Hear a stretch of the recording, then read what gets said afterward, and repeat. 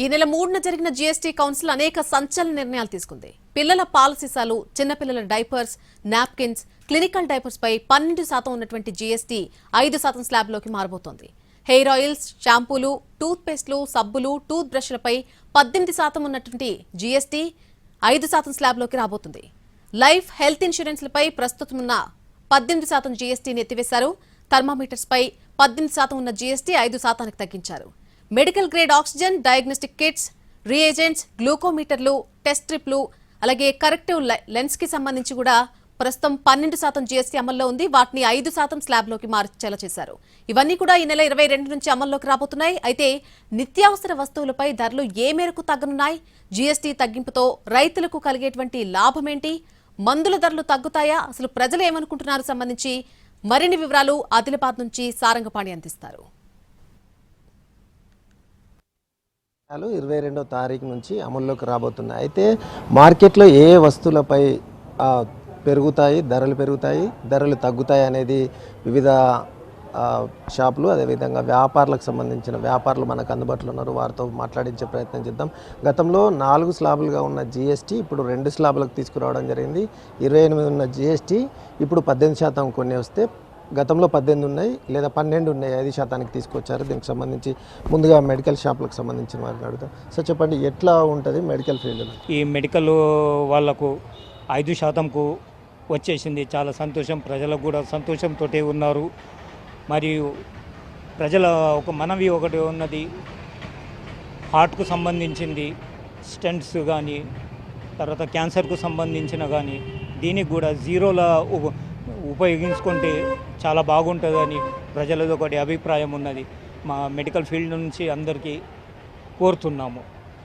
Radiology డిపార్ట్మెంట్కి సంబంధించిన అవన్నీ ఉన్నాయి కదా ఎక్విప్మెంట్, అవి కూడా 5%కి వచ్చాయి. అవి కూడా రేడియాలజీ సంబంధించినది. తర్వాత సర్జికల్స్ ఐటమ్స్ దానికి కూడా సంబంధించింది బాగా తగ్గింది. చాలా సంతోషం. అమ్మే వస్తువులు ఇప్పుడు ఎంత ధరకు దొరుకుతాయి? ఇంతకుముందు ఎంత?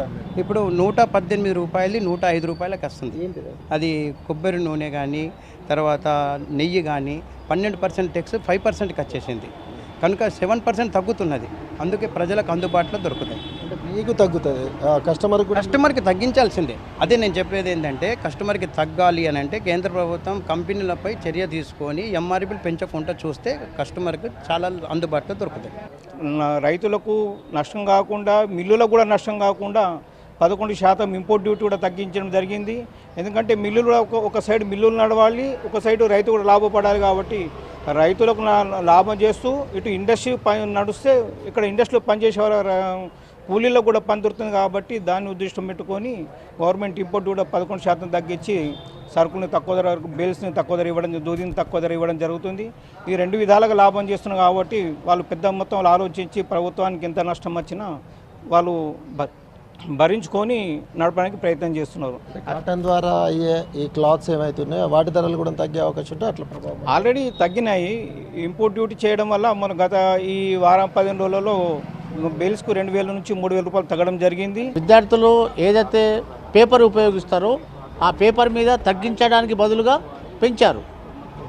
అంటే విపరీతంగా దీంతో ఏమైపోతుందంటే పిల్లలకు లాంగ్ నోట్బుక్స్ కానీ బుక్స్ కానీ ఇవి ఆటోమేటిక్ ఈ ధరలు పెరుగుతాయి.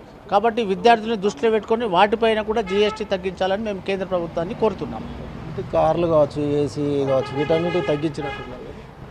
ఫస్ట్తో మేము మోదీజీకి ధన్యవాదాలు చెప్తాము. ఛాంబర్ ఆఫ్ కామర్స్ నుంచి ఈరోజు మనకు నవరాత్రి గిఫ్ట్ ఇచ్చారు మోదీ గారు. చాలా మంచిదే మనకు. ఎందుకంటే 28% నుంచి సీదా 18% వచ్చింది. ఒక गृहिणी ఉంటాయి, लेडीज़ जो घर पे जो काम करते हैं उनको जो 3000 का सामान लेने वालों को कम से कम 300 से 400 प्रॉफिट होता है. और मैं सबसे व्यापारियों से भी और गवर्नमेंट को भी फ़ायदा होना चाहिए कि वो स्वदेशी अपने he made in India he mall use करे. बाहर से जो आ रहा है उनका प्रयोग कम से कम वो तो 0% करने की मैं चैम्बर ऑफ कॉमर्स से रिक्वेस्ट करता हूँ सबकी, क्योंकि गवर्नमेंट को भी फ़ायदा होना कि इस विषय में मैं चैम्बर ऑफ कॉमर्स से कहना चाहूँगा सभी से कि जो बड़े जो मीडियम क्लासेस जो है, जैसे कि एक 5-7 हज़ार का जो राशन लेने वाला उनको भी आज 500 से 600 प्रॉफिट होगा. घर का बजट एक बजट कम हो जाएगा उनको भी साल में एक 10 से 12,000 रुपये प्रॉफिट रहेगा। मैं सबको मोदी जी को सबको धन्यवाद। మొత్తానికైతే జిఎస్టీ నిర్ణయాల వల్ల ఏదైతే కౌన్సిల్ నిర్ణయాలు ఉన్నాయో దానివల్ల చాలామంది అంటే 90% వరకు వాటి వస్తువులపైన తగ్గించడం మూలంగా ప్రయోజనం కలుగుతుంది. మధ్యతరగతి కుటుంబాలకు ఎంతో ఉపయోగకరంగా ఉంటుందని ఇక్కడున్న వాళ్ళైతే చెప్తున్నారు. కెమెరామెన్ సత్యంతో సారంగపల్లి NTV ఆదిలాబాద్.